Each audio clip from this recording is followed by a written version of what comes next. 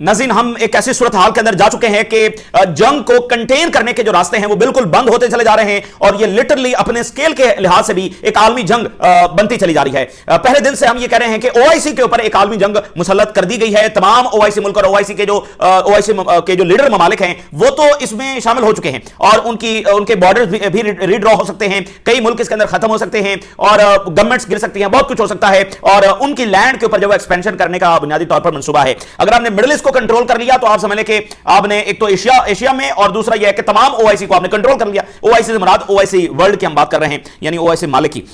तो अब जनाब अली मैक्रोन की जो स्टेटमेंट आ रही है वो लिटरली अपने आप में एक आलमी जंग ही है। मैक्रोन ने अनाउंस किया है कि वो अपना एयरक्राफ्ट कैरियर भेज रहे हैं, इसके साथ वॉरशिप्स भेज रहे हैं। किस लिए? स्ट्रेट ऑफ हॉर्मुज़ को ओपन करवाने के लिए, और इसके साथ जो है वो एक ज्वाइंट नेवल अलायंस जो वो बनाया जा रहा है स्ट्रेट ऑफ हॉर्मुज़ को खुलवाने के लिए। गल्फ और यूरोपियंस की अहम तरीन कॉन्फ्रेंस हुई है जिसमें तमाम गल्फ ममालिक ने हिस्सा लिया है और उधर से तमाम यूरोपियन लीडर्स थे और उसके बाद ये फैसले जब वो सामने आ रहे हैं। अच्छा, दो चीजें इसमें काबिल गौर हैं इस बात को समझने के लिए। जो वर्ल्ड वॉर 2 है उसमें भी ऐसा नहीं है कि पहले ही दिन बरतानिया और जर्मनी का आपस में जंग शुरू हो गई है, ऐसा नहीं है। जो बरतानिया वो बाद में उसने जंग डिक्लेयर किया जर्मनी पे, इसी तरह फ्रांस है वो लेटर ऑन उसने ज्वाइन किया। तो पहले जब आगाज हुआ है तो वो दो मुल्कों की जंग थी, बाकियों ने बाद में जंग डिक्लेयर की है। तो यहां पर भी जो सूरत हाल है वो ऑलरेडी अपने इंपैक्ट के लिहाज से ये आलमी जंग है और अब ये बड़ी पावर्स जो है वो यहां पर फ्रांस कह रहा है कि हम एयरक्राफ्ट कैरियर लेकर जब आ रहे हैं और वॉरशिप्स भी जब वो लेकर आ रहे हैं तो इसके बाद क्या। और दूसरी जब बात कर रहा था कि जो पहली गल्फ वॉर हुई है जिसमें सद्दाम हुसैन ने कुवैत को कंट्रोल कर लिया था और फिर अमेरिका और बाकी जो फोर्सेस आई हैं, 40 मुल्कों का अलायंस बना था यहां पर जब वो आकर सद्दाम हुसैन के ऊपर अटैक करने के लिए। तो इस दफा शुरू में ऐसा अलायंस नहीं बन सका, यानी गल्फ रियासतें तैयार नहीं थी ईरान पर हमला करने के लिए। इस वक्त भी वो नहीं चाहती कि ईरान के ऊपर वो जाकर अटैक करें, तो उनको जब उसमें ड्रैग किया जा रहा, तो ये उसी काइंड का एक अलायंस है जो उस वक्त सद्दाम हुसैन के खिलाफ बना था। इस वक्त जब ईरान के खिलाफ उसी काइंड का जो एक अलायंस है उसी तरह का वो भी हमें जब वो बनता हुआ नजर आ रहा है। तो ये ड्रैग भी हो रही है और इसके साथ साथ अलायंसेस भी जब नए बन रहे हैं। देखिए, जो ईरान के ऊपर अटैक हुआ है for the very first day ये अमेरिका, इजराइल और यूरोपियन ही का अटैक था। अब यूरोपियन कह रहे हैं जी हम पीछे थे फलाना, नहीं, ये यूरोपियंस ही का अटैक है। जहां पर आज हम खड़े हैं इसमें यूरोपियंस मेजर कंट्रीब्यूटर है इस सिचुएशन के। उन्होंने दहाइयों तक उन सैंक्शंस में हिस्सा लिया है, उस प्रोपेगेंडा में हिस्सा लिया है। तो ये किसी मुल्क के ऊपर जब अटैक होता है तो उसमें ये बहुत सारे फेजेस होते हैं। पहले बहुत सारे सालों की सैंक्शन शामिल होती हैं और उसमें फिर उनका मीडिया, उनके मोटिवेशनल स्पीकर, उनके फलाने सब मिलकर जब उस मुल्क को, उसकी लीडरशिप को बुरा भला कह रहे होते हैं और फिर साथ साथ ये भी प्रोपेगेंडा जारी होता है कि इसकी जो लीडरशिप है वो बड़ी करप्ट है, उसने अपने बड़े बड़े महल्लात बना रखे हैं और वो मुल्क को अच्छे तरीके से मैनेज नहीं कर रहा है और गुर्बत वहां पर बहुत है। सो ये सब उस जंग ही का हिस्सा होते हैं। तो ये जो जंग आज आपको 28 फरवरी को शुरू हुई नजर आई है, ये आज की नहीं है, ये पिछले कई दहाइयों की जंग है, खासकर पिछले 2 दहाइयों की। तो उसमें यूरोपियन मुकम्मल हिस्सेदार हैं, ठीक है। तो बहरहाल अब वो उनके एयरक्राफ्ट कैरियर और उधर से अब ये 6 एयरक्राफ्ट कैरियर जब बनते हुए नजर आ रहे हैं। 3 अमेरिका के, 2 बरतानिया के आ रहे हैं और 1 अब फ्रांस जब वो भेज रहा है। और वॉरशिप जब वो 50 हो सकते हैं, 60 हो सकते हैं, यानी यूरोप कलेक्टिव वेस्ट जिसको हम कह रहे हैं, कलेक्टिव वेस्ट जब वो ईरान पर हमला करने के लिए आ रहा है। और इधर गल्फ जो है, अच्छा चूंकि गल्फ जो है नाज़रीन, वो गल्फ भी तो यूरोपियन के मफादात जुड़े हुए ना गल्फ के साथ, और फिर यूरोपियन से एक और काम भी कर रहे हैं। चूंकि गल्फ का जो ट्रस्ट, अब गल्फ क्या है भाई, ओआईसी वर्ल्ड की जो लीडरशिप है वो किसके पास है? वो गल्फ कंट्रीज के पास है। तो इनको यानी वेस्ट ने एक तरह से एतमाद में लिया हुआ है कि देखें आप अच्छे हैं, ईरान, सद्दाम हुसैन, फलाने ये बुरे हैं, अगर आप हमारे साथ चलेंगे, कोऑपरेट करेंगे और एक खास आइडियोलॉजी के तहत हमारे साथ चलेंगे और इजराइल को तंग नहीं करेंगे तो आप में खुशहाली भी होगी, अमन भी होगा। ये सारा उन्होंने एक बयानिया इनको बेचा हुआ है जिसमें कोई सदाकत नहीं है। ये जो वेस्ट ने ह्यूमन राइट्स, जमहूरियत, ये सारा आइडियोलॉजी उन्होंने बेची है, ये जोक के सिवा कुछ भी नहीं है। इन्होंने दुनिया को बेवकूफ बनाया। हम ये नहीं कह रहे ह्यूमन राइट्स कोई बुरी चीज है या जो है वो जमहूरियत कोई बुरी चीज है, जमहूरियत अपने आप में अच्छी चीज है, लेकिन इन्होंने इस आइडिया को एज अ टूल इस्तेमाल किया है बाकी मुल्कों को डिस्ट्रैक्ट करने के लिए।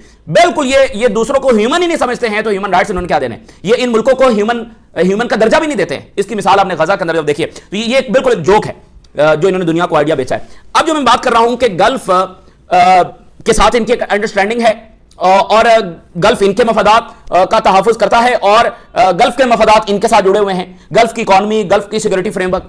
अच्छा, गल्फ का एतमाद टूटा है अमेरिका के साथ कि अमेरिका ने उनके साथ अच्छा नहीं किया, तो यूरोपियन उस एतमाद को भी रिपेयर करने की कोशिश कर रहे हैं कि नहीं बात वही है जो आपसे की गई थी। ये तो एक संकी सा शख्स जब वो आ गया है, कमिटमेंट हमारी वही है, तो इसलिए भी यूरोपियंस हम गल्फ को डिफेंड करने आ रहे हैं, हम फलाना करने आ रहे हैं। तो इस बात को भी जरूर ध्यान में रखें। दूसरी बात यह है कि नेटो का एयर डिफेंस और ईरान के मिसाइल और ड्रोन्स, उनका एक बार फिर टकरा हुआ है। सेकंड टाइम नेटो का जो एयर डिफेंस है वो इंगेज हुआ है ईरान के मिसाइल के साथ। ईरान का बैलिस्टिक मिसाइल जब वो साइप्रस की तरफ जा रहा था, नेटो के एयर डिफेंस में जो कि टर्की में लगा हुआ है उसने गिराया है और उसका जो मलबा है वो टर्किश सॉइल के ऊपर गिरा है। देखिए, नेटो इस जंग से बस एक पर्दा है, वो हटाएंगे तो नेटो, या नेटो खड़ा है इस जंग में, नेटो ऑलरेडी है और बरह रास्त भी आने के लिए वो चंद मिनट की दूरी के ऊपर खड़ा हुआ है। नेटो क्या है? अमेरिका है नेटो, ब्रिटानिया है नेटो, फ्रांस है नेटो, जर्मनी है नेटो, इटली है, ये सारे मुल्क तो ऑलरेडी हैं, तो फिर नेटो तो हो गया ना। तो जब उन्होंने आना होगा बरह रास्त, तो वो कोई भी एक वाकया बनाकर, और इसराइल तो बहुत सारे फाल्स फ्लैग करने की तैयारी कर रहा है, तो वो आ जाएंगे नेटो बिल्कुल जब उसमें तैयार खड़ा हुआ है। अच्छा, टर्की ने वार्न किया है ईरान को, टर्की की जानिब से ईरान को वार्निंग आई है। टर्की के अंदर एक बहुत ही अनयूजुअल सी चीज हो रही है, ये बड़ी खतरनाक चीज है और किसी खतरनाक इवेंट की तरफ ये इशारा दे रही है, क्योंकि जंग जब फैल रही है। टर्की का जो सदरन हिस्सा है, यानी जो इराक के साथ लगता है और ईरान के साथ, ये वाला जो बॉर्डर है, अमेरिका ने फौरी तौर पर अपने नेशनल्स को, अपने डिप्लोमेट्स को, यहां पर जो उनके कॉन्सुलेट्स हैं, यहां से फौरी निकलने का ऑर्डर दिया। और लेवल 4 सिक्योरिटी, जो हाईएस्ट लेवल सिक्योरिटी होती है, वो वहां पूरे टर्की में नहीं, सदरन पार्ट ऑफ टर्की। देखिए कितनी इंपॉर्टेंट बात है। या तो ऐसा नहीं कि टर्की से निकल जाएं, टर्की से नहीं, सदरन पार्ट ऑफ टर्की, जो कि इराक, ये ईरान, ये वाला जो बॉर्डर है, इसके साथ जो रीजन है, this is the southern part, और यहां से वो लेवल 4 सिक्योरिटी उन्होंने कर दी है। इससे पहले पिछले 24 घंटों में वो इराक में अपने शहरियों को कह रहे हैं कि फौरी तौर पर यहां से निकल जाए। तो यहां पर कुछ बहुत बड़ा खौफनाक जब वो होने जा रहा है। यहां कुर्दों को वो त्याग कर रहे हैं, ऊपर से नेटो का डिफेंस एंगेज हो रहा है, और ऊपर से ये लेवल 4 सिक्योरिटी। इसराइल और अमेरिका, ये एस्टिमेट उनकी जो रिपोर्ट अब मीडिया में हो रही है कि वो 5 से 6 हफ्ते इस जंग को जब जारी रखना चाहते हैं। अच्छा, जब 5 से 6 हफ्तों में क्या करना है? 5 से 6 हफ्तों में ईरान को मुकम्मल तौर पर नेस्तनाबूद करना है, डिस्ट्रॉय करना है, उसके ऑयल इंफ्रास्ट्रक्चर को डिस्ट्रॉय करना है, तेहरान को गजा बनाना है, बस तबाही, हर शहर को तबाह बर्बाद कर देना है। उसका एक एक शहर जब वो इराक और शाम से भी ज्यादा तबाह बर्बाद हो जाए, ये उन्होंने करना है। मुसलसल बम जब बरसते रहेंगे। और जो सेक्रेटरी ऑफ वॉर है, जिसके वो टैटू बने हुए हैं, अच्छा, फॉक्स न्यूज का वो आप अंदाजा करें, एक शख्स जो फॉक्स न्यूज का होस्ट है, किसका? फॉक्स न्यूज का, उसको पेंटागन का जो चीफ बना दिया। इसमें शदीद तनकीद वहां पर हो रही है, इसके ऊपर भी उस पर किसी अगली वीडियो के अंदर जब बात करेंगे। तो ये जनाब, इसने ताजा तरीन जो ब्रीफिंग दी है, उसमें इसने कहा है कि डेथ एंड डिस्ट्रक्शन बरसेगी ईरान के ऊपर, ये इसके अल्फाज हैं। और अमेरिका में तनकीद भी बहुत हो रही है, क्योंकि ये बहुत अजीब है। अमेरिका ये सारा कुछ तो करता है, लेकिन उनके लीडर्स आकर इस तरह से, यानी ये जुबान बोलते नहीं है, लेकिन यहां पर खुलेआम ये जुबान भी साथ साथ जब बोली जा रही है। तो 5 से 6 हफ्तों में क्या कर रहे होंगे वो? जो देखे ना, उन्होंने ऑयल के ऊपर हमले शुरू कर दिए हैं, तो यही कर रहे होंगे। और दूसरी बात यह कि अगर 5 से 6 हफ्तों के अंदर ईरान का रिस्पॉन्स जारी रहा, अगर ईरान इसमें रिस्पॉन्ड करता रहा, तो फिर क्या होगा? फिर सूरत हाल जब वो कहां पर खड़ी होगी, इस बात को ये एहसास नहीं कर रहे हैं। और ईरान 5 से 6 हफ्ते जब रिस्पॉन्ड कर सकता है, ये चाहे जो मर्जी डिस्ट्रक्शन वहां पर मचा ले। ईरान का तो कुछ देखें, ईरान की तो तबाही होनी है, वो हो भी रही है, लेकिन जो ईरान इनको डैमेज करेगा 5 से 6 हफ्तों में मजीद, और ये स्ट्रेट ऑफ हॉर्मुज़ अगर बंद रहता है, ऑयल और प्राइसेस, और ये ऑलरेडी की सतह के ऊपर जा चुकी हैं। ऑयल के साथ साथ जो कोल है, उसकी प्राइसेस भी बढ़ गई हैं, क्योंकि तमाम जो एनर्जी है उसकी प्राइसेस वो बढ़नी है, क्योंकि कोल की डिमांड बढ़ गई है, ऑयल और एलएनजी नहीं मिल रहा, तो उसकी डिमांड बढ़ गई है, तो उसकी प्राइसेस ऊपर चली गई। अब आप देखिएगा पाकिस्तान के अंदर इसके असरात आप देख रहे हैं। बलूचिस्तान के अंदर स्कूल्स और बाकी इदारे जो बंद कर दिए गए हैं सिक्योरिटी तनाजुर के अंदर, तो पाकिस्तान बॉर्डर लगता है ना, यानी बलूचिस्तान का। और पंजाब के अंदर ये हुआ है कि उन्होंने इसी तरह के इकदाम किए हैं ड्यू टू पेट्रोलियम, वहां पर ड्यू टू सिक्योरिटी रीजन, यहां पर तेल और इसकी कमी की वजह से, इसके पेश नजर जब इकदाम किए गए पंजाब में, यानी कि सिक्योरिटी तनाजुर में नहीं, लेकिन तेल की कमी की वजह से किया गया, वहां पर सिक्योरिटी तनाजुर में किया गया, और इसमें स्कूल बंद किए हुए इस तरह। तो डायरेक्टली जो इंपैक्ट्स हैं मुख्तलिफ मुल्कों के ऊपर जब आना शुरू हो गए, और अगर वहां पर मजीद और इंफ्रास्ट्रक्चर के ऊपर अटैक होगा, तो जो पूरा वो बादल बाकी मुल्कों के अंदर फ्लो करेंगे, ये बहुत ही खौफनाक चीज है वो होने वाली है। ईरान ये बता रहा है कि उन्होंने पहली बार कुछ नए मिसाइल इस्तेमाल किए, जो कि मैक 17 की स्पीड के साथ जो फ्लाई कर सकते हैं, और उनका जो वॉरहेड है वो 1 टन को भी 1 टन से भी ज्यादा है। ये ईरान कह रहा है कि हमने पहली बार ये मिसाइल इस्तेमाल किए। मैक 17 से मुराद यह है कि साउंड की स्पीड से 17 गुना ज्यादा तेजी के साथ जब फ्लाई कर सकते हैं, और इनको जब इंटरसेप्ट नहीं किया जा सकता है। उधर हिजबुल्लाह के हमले हो रहे हैं, और हिजबुल्लाह ने जब वो अटैक किया कहां पर? हाइफा के ऊपर। अब हाइफा जो ईरान के भी निशाने पर है और हिजबुल्लाह के निशाने पर भी है। अच्छा, इसी के साथ आपको यह भी समझ आएगी कि यमन क्यों खामोश बैठा हुआ है। तो यमन इसलिए खामोश बैठा है कि ये यूरोप आ रहा है। यमन एक स्ट्रेटजी, एक मसलहत के तहत खामोश है, और वो किसी भी वक्त ज्वाइन कर सकता है। पिछले दिनों जब ये जेराल्ड फोर्ड वहां पर पहुंच रहा है, तो उनके लॉन्चर्स की मोबिलाइजेशन जब वो डिटेक्ट हुई है, तो वो एनी ऑफ द टाइम वो आ सकते हैं। लेकिन चूंकि मजीद अभी पार्टीज ने आना है इस जंग में, तो इसलिए कुछ ईरान की तरफ से कोई पहलवान बैठा हो ना भाई, अभी हमारा भी एक पहलवान बैठा हुआ है, तो ये इस काइंड ऑफ एक स्ट्रेटजी है। और ये जो ईरान इस वक्त जो जंग लड़ रहा है, ये जो सारी स्ट्रेटजी है, ये सुप्रीम लीडर ही ने अप्रूव की है, ठीक है ना। सुप्रीम लीडर ने अप्रूव की थी लास्ट ईयर, और उसी के तहत ये जंग जब लड़ी जा रही है। और उसमें पोस्ट खामनाई जो सिनेरियो है वो भी उसी में तय किया गया था। प्यूटन का मैसेज आया है न्यू सुप्रीम लीडर को, सैयद मुज्तबा खामनाई, और उनको मैसेज आया है, और प्यूटन ने कहा है, मैं मुकम्मल यकीन दिलाता हूं कि मैं मजबूती के साथ ईरान के साथ खड़ा हूं। ये प्यूटन, उधर पूरा वेस्ट आ रहा है, और प्यूटन पूरे वेस्ट से ऑलरेडी लड़ ही रहे हैं वहां पर यूक्रेन वॉर में। बहुत बड़ी जंग है जो वहां पर प्यूटन लड़ रहा है। आप देखें ना कि पूरा नेटो है, इतने ममालिक हैं, उनकी इकॉनमी है, उनका प्रोपेगेंडा है, क्या कुछ नहीं है। सो प्यूटन सेज कि मैं ईरान के साथ मजबूती के साथ खड़ा हूं, ये सुप्रीम लीडर को उन्होंने मैसेज भेजा है, नए सुप्रीम लीडर को, और जो है वो मुबारकबाद भी उनको जो है वो दी है। सो रशिया के फॉरेन मिनिस्टर ने सवाल उठाया कि ओआईसी, क्या तुमने अभी तक कंडेम नहीं किया ईरान पर हमले को? तुम ये कंडेम कर रहे हो कि ईरान ने अमेरिकी बेसिस पर अटैक किया है, लेकिन ये कंडेम नहीं करते कि ईरान के ऊपर जो हमला हुआ, जो असल देखें जहां से मामला आगे फैल रहा है, जो बुनियाद है उसको कंडेम नहीं कर रहे। सो अब यानी गल्फ जो है ये यूरोप के साथ मिलकर रशिया और चाइना से लड़ेगा। चाइना की भी स्टेटमेंट आई है, उन्होंने कहा हम पूरी तरह से ईरान के साथ खड़े हैं, ईरान अपने आप को डिफेंड कर रहा है। सो ये वो प्रिंसिपल मौकफ है जो ओआईसी वर्ल्ड की जो स्ट्रीट है वो ले चुकी है, ओआईसी वर्ल्ड के जो अवाम है वो ले चुके हैं, जो इस रियलिटी को जानते हैं। रशिया और चाइना और नॉर्थ कोरिया और बेलारूस ले चुके हैं, लेकिन बहरहाल ओआईसी की हुकूमतों ने अभी तक ये मौकफ जो वो नहीं लिया है। और अब सबसे अहम सवाल यह है कि जो नए सुप्रीम लीडर हैं वो न्यूक्लियर की तरफ जब जा सकते हैं, क्योंकि जो फतवा है वो तो जा चुका है। तो वैसे भी ये जो सुप्रीम लीडर हैं इनके बारे में बताया जा रहा है कि ये ज्यादा हार्ड लाइनर हैं, और ये दुनिया की तारीख में होता ही ऐसे है कि जब आप किसी भी लीडरशिप को इस अंदाज में रिप्लेस करते हैं, असैसिनेट करते हैं, तो उनसे ज्यादा सख्त लोग ही उनको रिप्लेस करते हैं। जैसे प्यूटन को असैसिनेट करने की कोशिश की गई, तो उसके बाद दिमित्री मेदवेदेव ने ही उनको रिप्लेस करना था, या इस तरह की किसी और शख्सियत ने। ये तारीख में ऐसे ही होता है कि कोई सख्त गिर शख्सियत थी। अच्छा, इस बात के ऊपर भी हम आगे चलकर अगली वीडियो में बात करेंगे। ये मुद्दा भी समझना बहुत जरूरी है कि जो सख्त गिर लीडरशिप आती है उसके बाद फिर क्या होता है, उसके अच्छे असरात होते हैं या बुरे असरात होते हैं, इसको हम आगे डिस्कस करेंगे किसी और वीडियो में, और समझना जरूरी है। और दूसरी बात यह है कि क्या वो न्यूक्लियर बनाने का ऑर्डर देंगे, क्योंकि अब यह बात वाज़ेह हो चुकी है ईरान को कि उनका मकसद ईरान से जंग लड़ना नहीं है। 10 दिनों में उनको पता चल गया है कि ईरान एक लंबी जंग लड़ सकता है। सो वो ईरान को बस डिस्ट्रॉय कर रहे हैं बस ईरान को नेस्तो नबूद कर देना चाहते हैं, और आखिर में न्यूक्लियर भी इस्तेमाल करने का वो इरादा रखते हैं। और ये जो ट्रंप है अनकंडीशनल सरेंडर मांग रहा है, ये अनकंडीशनल सरेंडर क्या है? ये न्यूक्लियर की धमकी है। अनकंडीशनल सरेंडर तो हमास ने भी नहीं किया, तो ईरान कहां से अनकंडीशनल सरेंडर जब वो करेगा?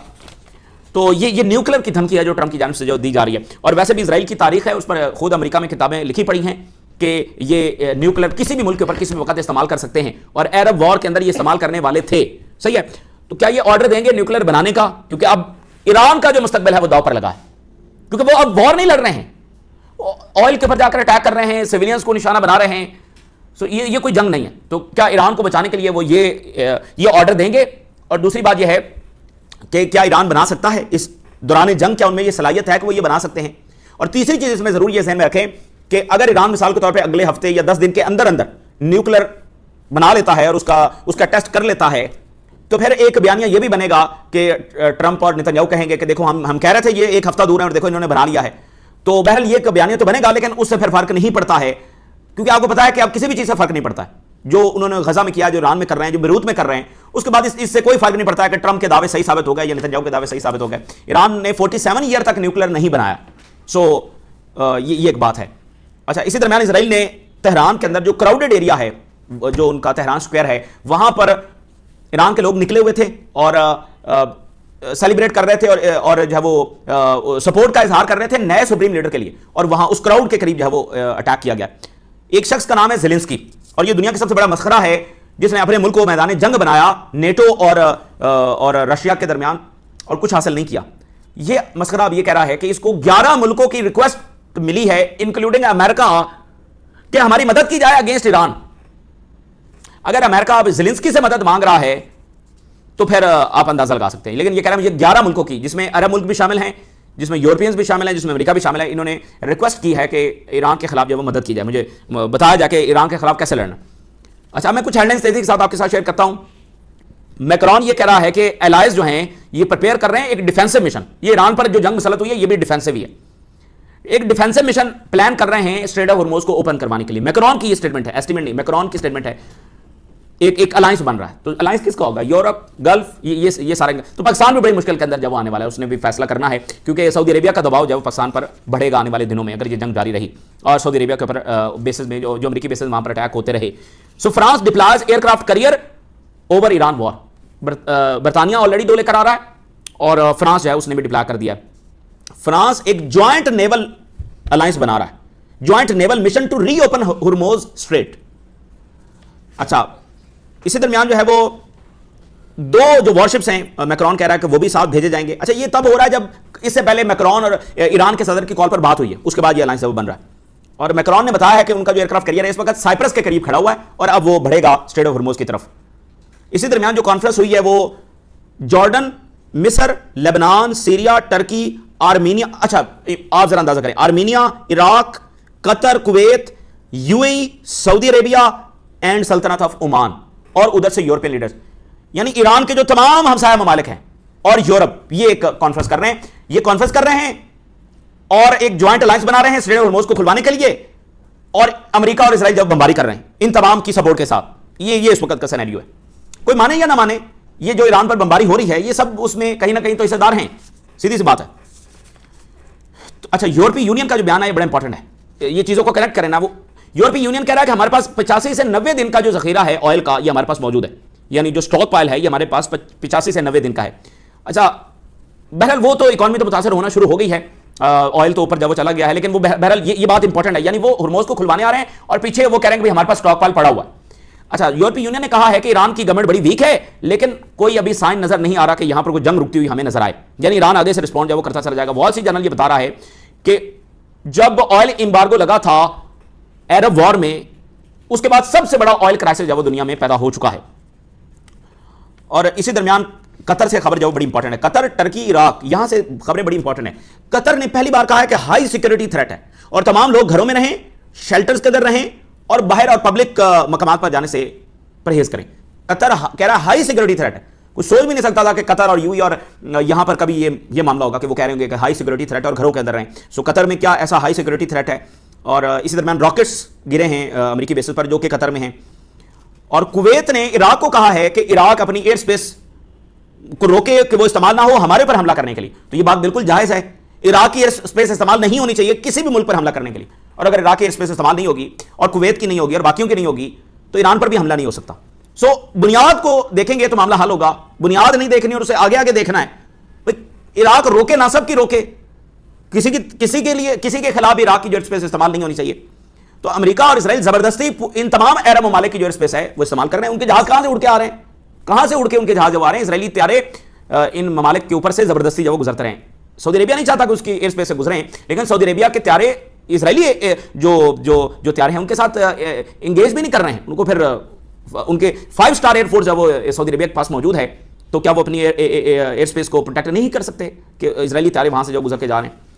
और टर्की से जो इवैक्यूएशन हुई है, ईरान का बैलिस्टिक मिसाइल नेटो ने गिराया है, नेटो के एयर डिफेंस ने, टर्की ने वार्न किया है कि हम तमाम पार्टीज को खास तौर पर ईरान को खबरदार कर रहे हैं कि सिक्योरिटी और सिविलियन इनसे जब वो इस पर जब वो अटैक ना किया जाए। यानी कि वो नेटो बस खड़ा हुआ है, चंद मिनट की दूरी के ऊपर जब खड़ा हुआ है।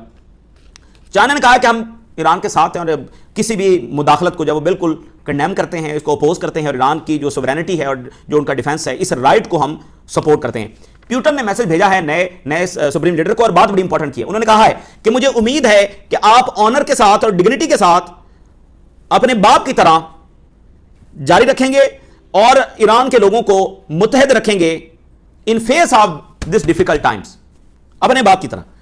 और I affirm my steadfast support for Iran and our solidarity with Iranian friends.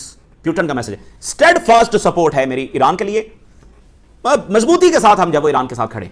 और चाइना का भी यही मैसेज है और नॉर्थ कोरिया का भी यही मैसेज है और बेलारूस का भी यही मैसेज है। सो अब ये कलेक्टिव वेस्ट वर्सेस ये ईरान, रशिया, चाइना और नॉर्थ कोरिया, ये लेकिन वो डायरेक्ट आ रहे हैं और इनकी अभी तक लड़ाई जो है वो इनडायरेक्ट है। लेबनान को इन्वेड किया जा रहा है, एक और डिवीजन जब वो लेबनान के अंदर भेजने जा रहे हैं और लेबनान की गवर्नमेंट जब वो बिल्कुल बस उसका कोई हाल नहीं है। और लेबनान में सिविल वॉर का खतरा उरूज पर है, लेबनान में जब सिविल वॉर का खतरा उरूज पर है और ईरान के अंदर भी सिविल वॉर का खतरा उरूज पर है, ये वही कोशिश कर रहे हैं। अब ये आखिरी हेडलाइन आप देखिए, Gulf countries concerned about the risk of Iran civil war, says यूरोपीय यूनियन फॉरेन चीफ। गल्फ को बहुत खतरा है कि अगर यहां पर सिविल वॉर छिड़ गई और छिड़ सकती है, क्योंकि वो इस तरह से एक माहौल पैदा करने की कोशिश कर रहे हैं और बहुत बड़ी क्वांटिटी के अंदर, बड़े नंबर्स के अंदर न्यू जनरेशन मिसाइल जब ईरान ने इस्तेमाल किए हैं मैक्स 17 की स्पीड से, नंबर्स बहुत ज्यादा नंबर्स के अंदर भी इस्तेमाल किए गए हैं। और इस वक्त ईरान ने इसराइल के ऊपर अपने हमले बढ़ा दिए। इसराइल को एक ही चीज से फर्क पड़ेगा, वो इससे कि उसका मुंह तोड़ा जाए, उसको जब भरपूर जवाब दिया जाए, उसको शदीद डैमेज किया जाए, और यही काम ईरान कर रहा है। और हिजबुल्लाह ने एयर डिफेंस बेस और जो हाइफा है इसको स्पेशलाइज्ड मिसाइल के साथ जब निशाना बनाया और 2142 कैजुअलिटीज जो हैं ये इसराइल के अंदर रिपोर्ट हो रही हैं। ये इस वक्त की ताज़ा तरीन डेवलपमेंट्स हैं जो आपके साथ शेयर किया। अल्लाह हाफ़िज़।